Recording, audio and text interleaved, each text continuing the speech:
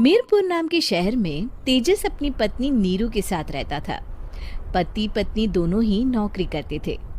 एक दिन तेजस गांव अपनी माँ के पास फोन करता है। हेलो, प्रणाम माँ। जीते रहो माँ, तुम दादी बनने वाली हो हैं? अरे वाह, ठीक है बेटा, मैं कल ही आती हूँ। जब माँ जी शहर पहुंची तो बेटे बहू ने बहुत अच्छे से स्वागत किया। लीजिए माँ जी, चाय। अरे गर्मा गर्म पकोड़े ले आओ माँ के लिए।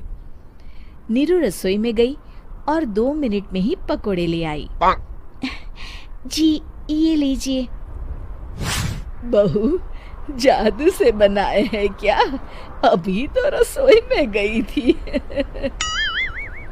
यम्मी। माँ जी, शीला रसोई में पकोड़े तल रही है, मैं बस लेकर आई।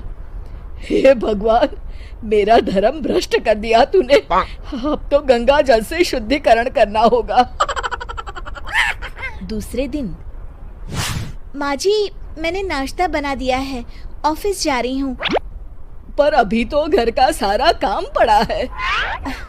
शीला आती ही होगी, झाड़ू पोछा बर्तन कपड़े वो सब कर लेगी। हमारे जमाने में घर का सारा काम हम ही करते थे। जी माँ जी, आप बहुत होशियार हैं, मैं घर ऑफिस दोनों नहीं संभाल पाती। तो जरूरत क्या है घर से बाहर जाकर चाकरी करने की? वैसे भी घर का काम खुद करने से घर में बरकत आती है, समझी? पर माँ जी। पर वर कुछ नहीं, इस महीने की पगार मिले फिर ऑफिस बंद। हाँ। रात को नीरू तेजस से कहती है, सुनिए जी, माँ जी बोल रही थी कि मैं नौकरी छोड़ दूं। वैसे ठीक ही तो है, अभी तुम्हें आराम की जरूरत है। फिर भी आराम कहाँ, शीला को छुड़ाने के लिए बोल रही थी। तो अब 24 घंटे में इतना काम तो कर ही सकती हो। पर जॉब पसंद है मुझे, घर पर मन नहीं लगेगा।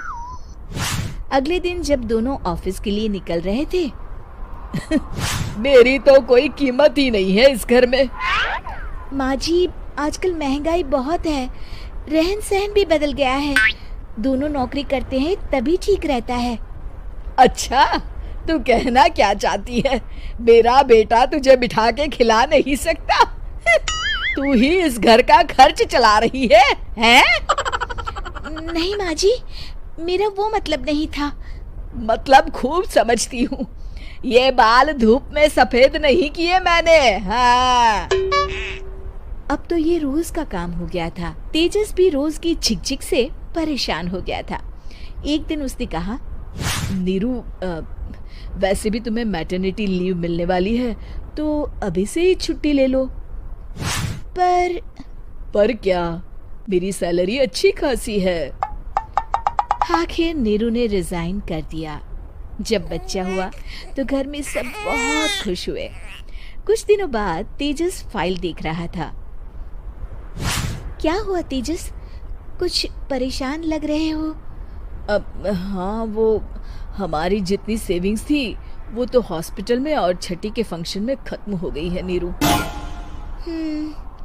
और अभी वैसे मंदी चल रही है तो मैं बोल रही थी कल मुन्ना को हेपेटाइटिस का टीका लगवाना है।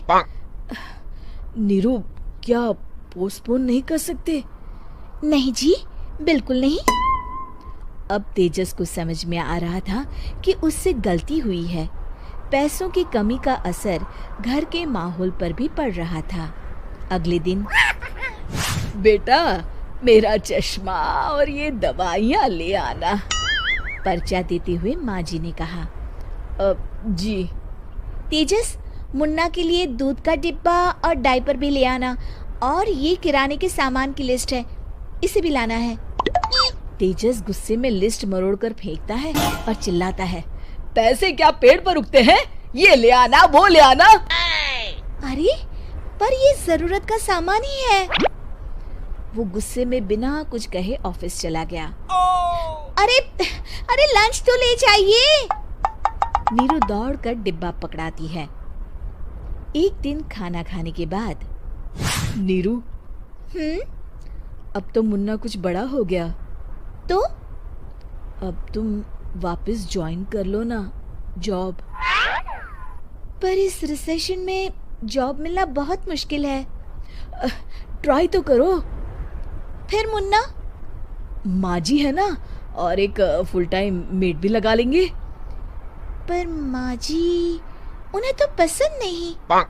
तभी माँ जी वहाँ आ जाती है और प्यार से नीरू के सर पर हाथ फेरते हुए बोलती है, अब मेरी समझ में आ गया बहू, पहले के और अब के समय में अंतर है। तुम काम शुरू करो, मुन्ना की जिम्मेदारी मेरी। मेरी प्यारी माँ जी। ये कहकर नीरू उनके गले लग गई। शिक्षा, परिवर्तन संसार का नियम है, हमें भी समय के साथ चलना चाहिए। उम्मीद है कि आपको हमारी ये कहानी पसंद आई होगी। कृपया हमारे चैनल को सब्सक्राइब करें और सभी अपडेट्स के लिए बेल आइकन जरूर क्लिक करें। और हाँ, वीडियो लाइक और शेयर करना मत भूलिएगा। Bye bye.